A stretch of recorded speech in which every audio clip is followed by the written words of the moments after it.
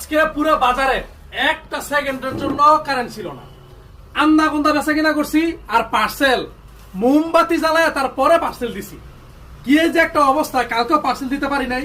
আর হচ্ছে গিয়ে আজকেও যদি পার্সেল গুলো না দেই তাহলে তো সমস্যা। যেহেতু ঈদ বাজার, আপনারা যদি দেরিতে কাপড় পান তাহলে আর কি বিক্রি করবেন। আপনাদের জন্য আজকে নিয়ে এসেছি আপনাদের সবার পছন্দের মান্নাত কটন।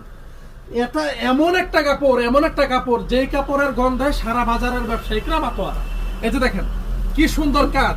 এই মান্নাত কটনের বৈশিষ্ট্যটা হচ্ছে এটার কিন্তু অল ওভার কাজ থাকবে, সামনেও কি সুন্দর কাজ করা আছে, আবার হচ্ছে গিয়ে পিছনের মধ্যেও কাজ করা থাকবে, হাতার মধ্যেও কাজ করা থাকবে। যদি আমি উল্টে দেই ড্রেসটা, তারপরে আপনারা বুঝতে পারবেন যে 1 ইঞ্চি জায়গা ফাঁকা নাই, যে এমন কাজ এই ড্রেসটার মধ্যে করা আছে। যে দেখেন এগুলো কিন্তু হচ্ছে একদমই ঈদ কালেকশন।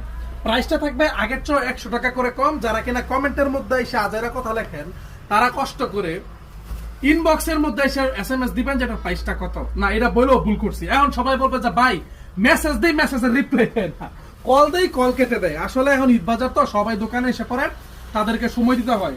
এমন একটা মানুষ আছে যে গতকালকে রাতে রওনা দিছে, আজকে দোকানে পৌঁছেছে।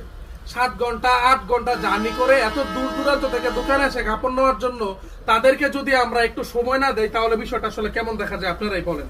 এতে দেখেন 2.5 হাত বহরের ওড়না, বিশাল বড় এক ওড়না, বিশাল বড় ওড়না। এই ওড়নাটার মধ্যেও কিন্তু খুব সুন্দর কাজ করা থাকবে। হ্যাঁ, ওড়নাটার মধ্যেও খুব সুন্দর কাজ করা থাকবে। এগুলো কিন্তু পেয়ে যাবেন আপনারা